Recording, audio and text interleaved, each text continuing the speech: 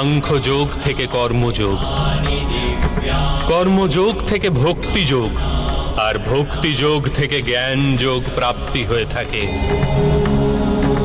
আমার বিশ্বরূপ দর্শন করাই বাস্তবিক জ্ঞানার্জন অর্জুন।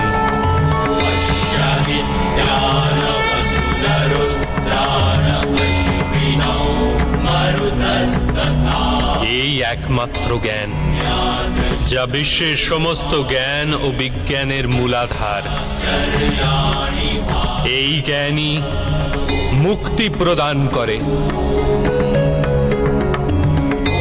দেবতাদেরও যে দর্শন সহজভাবে প্রাপ্ত হয় না, এরূপ বাস্তবিক রূপ আমি তোমাকে দর্শন করাচ্ছি অর্জুন।